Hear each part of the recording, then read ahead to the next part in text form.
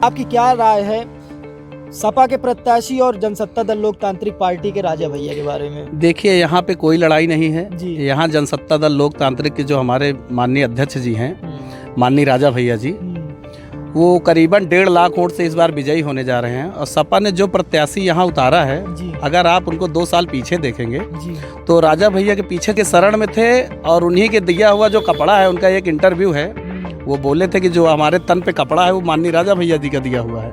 तो वो कुछ नहीं है, वो सिर्फ अपना एक जाति धर्म का नारा लेके चूतिया बना रहे हैं पब्लिक को, कुछ नहीं। उनकी कोई वोट नहीं है, ज़्यादा से ज़्यादा 5000 के नीचे वो सिमट जाएंगे। अच्छा, आप बताएं। जो रजन भाई कह रहे हैं मैं सहमत हूँ। और गरीबों के मसीहा राजा भैया अच्छे वोटों से जीत रहे हैं। यहाँ पे जातिगत कोई राजनीति, कोई चर्चा नहीं होती है। राजनीति जाति के हिसाब से यहाँ राजनीति नहीं होती।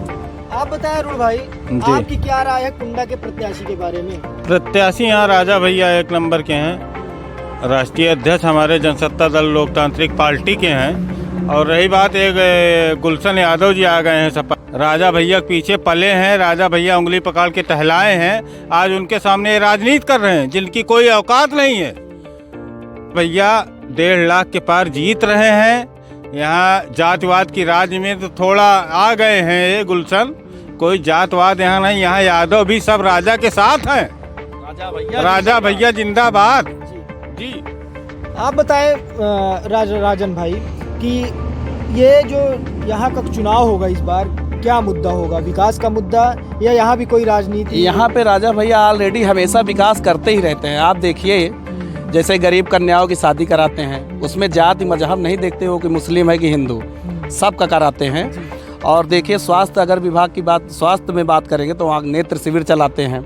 और राजा भैया सड़कें हो गई, नाली हो गए, खड़िंजा हो गया, घरेलू झगड़ा से लेके कोई भी काम हो, आप राजा भैया के पास चले जाइए, यहाँ पे कोई भेदभाव नहीं, एकदम सही फैसला होता है। तो माननीय राजा भैया के आगे कोई कुछ नहीं, 1.5 लाख वोट पार है इस बार। राजा भैया के जो विपक्ष प्रत्याशी गुलशन यादव हैं, उनका एक वीडियो वायरल हुआ था जिसमें उन्होंने कहा था कि राजा भैया प्रधानों से कमीशन लेकर तभी काम करवाते हैं। ये कितने हद तक सही है बातें? ये एकदम टोटल सब सरासर निराधार गलत है।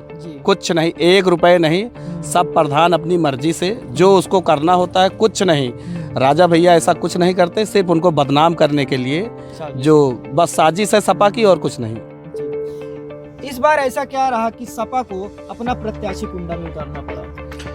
ऐसा नहीं है, जब सपा भी उतारी है, भाजपा भी उतारी है, बसपा भी उतारी है, सारी पार्टियां उतारती हैं, हर बार उतारती हैं, इसमें कोई दो राय नहीं। लेकिन किसी भी पार्टी का कैंडिडेट, उसकी जमानत जब्त हो जाती है हर बार, कोई भी क्यों ना हो।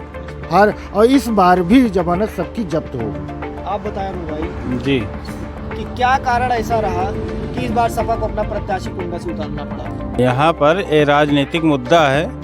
अखिलेश जी चाह रहे थे कि हम गठबंधन किए हैं मायावती से, तो उनको हम विधानसभा में राजा भैया और दे दे। तो राजा भैया ऐसे नहीं हो, शेरे हिंद है, वो घुटने टेकने वाले नहीं हैं कि हम मायावती को और दे दें। जो बेकसूर राजा भैया को जाल में फंसाई थी, बिल्कुल निराधार था वो। तो राजा भैया गिरे नहीं हैं कि हम मायावती को वोट दें। गरीबों के मसीहा है वो, स्वाभिमान है वो, स्वाभिमान है तो सब कुछ है। बाकी राजा भैया कुंडा में जो एक अगर नाली 1 फीट की बनी है, तो राजा भैया की बदौलत विकास नाम जनसत्ता दल लोकतांत्रिक पार्टी, राष्ट्रीय अध्यक्ष राजा भैया जिंदाबाद।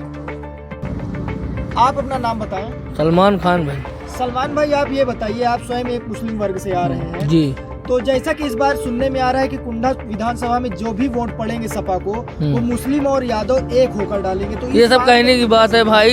यहाँ की मुस्लिम हो, यादव, कोई भी हो, वो हमारे माननीय रघुराज प्रताप सिंह राजा भैया के लिए है और किसी के लिए नहीं है। और न कोई है न कोई रहेगा उनके सामने। इस बार 1.5 लाख हमेशा के लिए, आज नहीं हमेशा के लिए बता रहा हूँ भाई। तो इस बार मतलब सपा हावी नहीं हो पाएगी? कोई भी नहीं हावी हो पाएगा। सपा क्या है, कोई भी नहीं हावी हो पाएगा।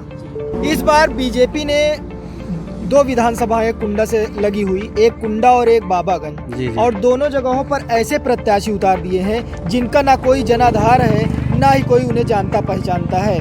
तो इसको आप किस राजनीति से जोड़कर देख रहे हैं? ऐसा बीजेपी ने क्यों किया है? देखिए, वो किसी काम के प्रत्याशी डमी कैंडिडेट हैं। जी। और दूसरी बात, बाबागंज और कुंडा की आप बात कर रहे हैं तो यहाँ राजा भैया दोनों सीट जीत रहे हैं और अच्छे वोटों से जीत रहे हैं। जी। यहाँ बीजेपी की जमानत ऐसा नहीं है, पिछली बार भी बीजेपी लड़ी थी जी। और हमेशा लड़ती है और हर बार अब जमानत जब्त हो जाती है। इससे पहले भी जिसको लड़ाए थे सेनानी जी, ये 2012 में मायावती ने उनको लड़ाया था। मेरे ख्याल से 22-23 हज़ार वोट पाए थे।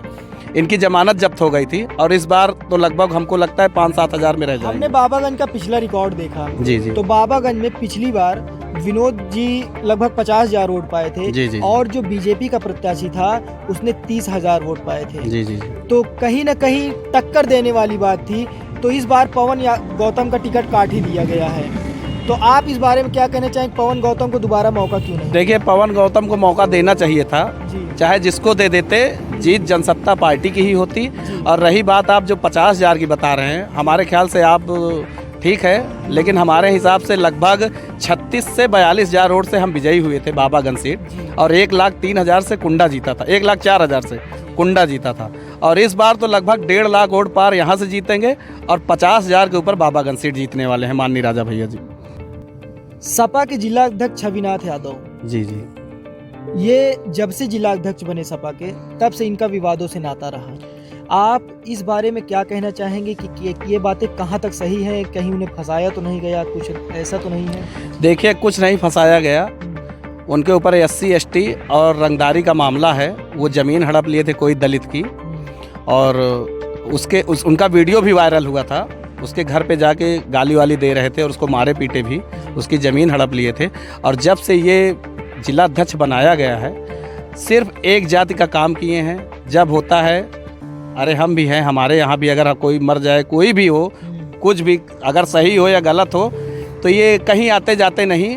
और कुछ नहीं, इनकी कोई मतलब कुल मिला के ये है कि जातिगत राजनीति है।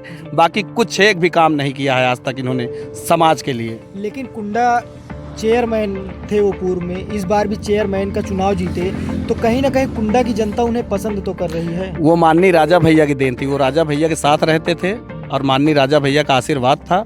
और जब रहते थे तो काम करते थे। अब जब से हट गए हैं, आप जाके कुंडा की स्थिति देखिए, एक भी नाली, रोड, खड़िंजा और जो भी है कुंडा में, चाहे लाइट हो, सारी व्यवस्था एकदम ख़राब पड़ी है।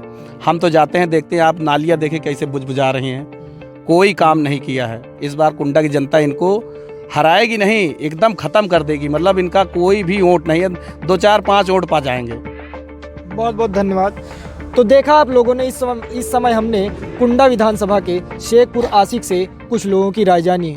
तो जुड़े रहिए हमारे चैनल नितिन नामदेव से।